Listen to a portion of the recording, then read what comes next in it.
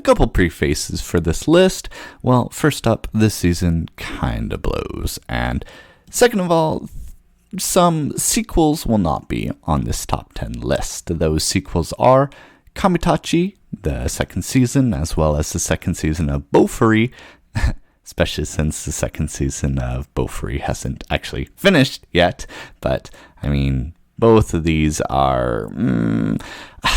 a sequel kind of has to stand out in order to be considered its own thing for an anime season, at least in my mind. And I think both of these sequels were kind of lesser than their originals. Same can't be said about Nagatoro. I thought the second season was actually kind of better than the first season, but not by, leaps and bounds. And the same again for the second season of Kyoko Suriri. But, Kyoko Suriri is a really good show. So it's not downplaying the fact that the second season of Kyoko Suriri it's on par with the first season, which is very high. So I think the Kyoko Suriri is very good. Just not on this list. Let's get into it. At number 10, we've got Kori Zokusei Danshi, or the cool ice guy. So this one, it's just a workplace anime. It is not as good as Otakoi, and the gimmick in this show is that he is a descendant of Yuki-onna. There's also a descendant of a fox god and this phoenix dude, and some of the characters are cute. The girl character's cute, the little sister of the ice guy's cute, and my favorite is Glasses Girl. But, it's just a workplace anime. 5 out of 10. At number 9, we've got Tondemo Skill Isekai, or the cooking in another world. This one is inoffensive. It is fine. The cooking, the food looks delicious. It looks good. The little slime, Sui, is cute, as well as the goddesses. They're also kind of cute. But nothing really happens. They just cook. And that's it. 5 out of 10. Next at number 8, okay, now we've actually got some meat to this list. We have Tensei Ojo, or the magical revolution of the reincarnated princess and the genius young lady. I had so much hope for this show, but this show had great moments. It had great emotions, but I think at the end of the day, the writing of this show just wasn't there. Just look at the ending. I know the ending was a complete mess and it was a complete clusterfuck, but just like the show had good characters too, and it just had great ideas, but just the entire package and how the plot happened, it just felt a little incompetent, and it really harmed my enjoyment for this show. And at the end of the day, it's just kind of a 5 out of 10. At number 7, we have Tomo-chan wa onnanoko. Tomo-chan is a girl. This one was just as normal of a romantic comedy as you could get. It was fun. It was fine. I think not much noteworthy, except I think it felt like this was kind of like an old school anime. Like I could see, rather than this being a 2023 anime, I could see this coming out in like the mid 2000s of an anime. It wasn't trying anything new, and it was fine. 5 out of 10. So we've given a lot of 5 out of 10s so far. It's not that good of a season, but we do finally move on from our 5s to the number 6 spot and a corresponding 6 out of 10 with Cool Doji Danshi. So this felt like an average 5 out of 10 show for the entirety of its run. It was just cute boys doing cute things. A joke would land like 1 out of 4 times, and that's fine for anime comedy. It's pretty low tier.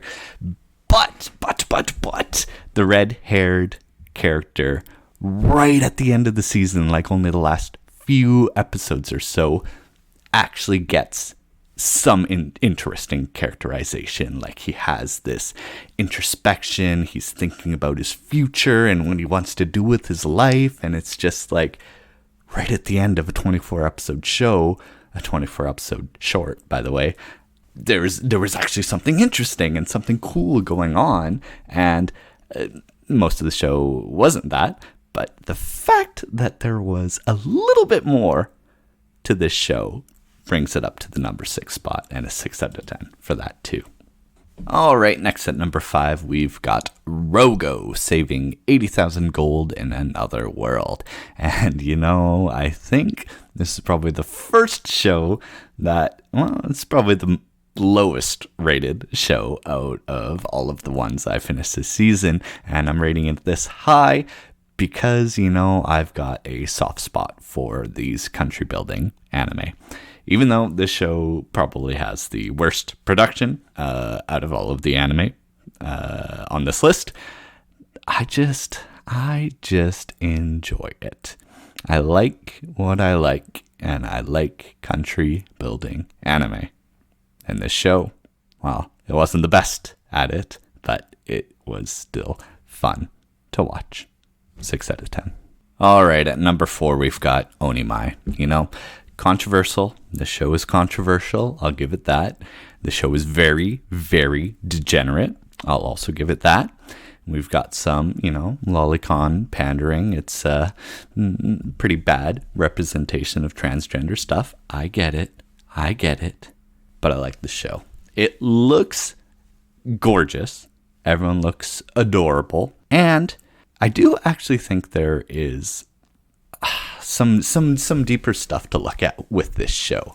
Of course, it's just an otaku pandering show, which is what it's trying to do. But I don't know. I feel like there's some like introspection you can look at, because this is a show made for weebs, made for more specifically Japanese weebs. But I don't know. There's something to this show. And I think the degeneracy is part of what makes this show, and it's what makes anime its own thing as well. So there's something more to this show. At the end of the day, though, it was just kind of fine. So, 6 out of 10. All right, and breaking into the top 3, finally, we can move on from the 6s and the 5s and into the 7s. Out of 10, we've got Benria Saitou-san, Handyman Saito in Another World. This show was such a freaking surprise. From the onset, like even the first 3 episodes, what it does is the show just has dumb segments, which are usually a single joke. The dumb segments they could either be the character introduction or a character interaction, and as it moves on, they just keep introducing more characters, having them all interact, and it's just weird, it's disjointed, the jokes aren't even that funny, and it was just obviously setting up to be a mediocre isekai anime. And then it just evolved into an actual really cool action fantasy. It stopped doing the segments, and instead it started having this longer narrative, which culminated in this one big fight. And the background for the fight, because the show had all of these disjointed segments of these random characters, these background characters, and the characters in these segments also were all of the bad guys. So we had backstory for the villains as well as all of the good guys and all of the different interactions between them beforehand. So we could just go into this epic fantasy fight and we knew exactly what the stakes were. We knew what was going on. We didn't need to pause and do, flashbacks a la Naruto or talking dialogue. It was just this epic fight. And it was so shocking and so surprising and really well written. These disjointed segments just came together for amazing character writing in this action fantasy isekai. And it was just unbelievable how well done it was. However, it is still an action fantasy isekai, which is not my favorite genre. So even at its peak, still just 7 out of 10. All right, and working our way at number 2, we've got probably a cheat because it is Isekai Oji-san, Uncle from Another World. I know. The show came out in the summer season, and it was supposed to finish in the summer season, but the horrendous production of this show made it so it only just finished now.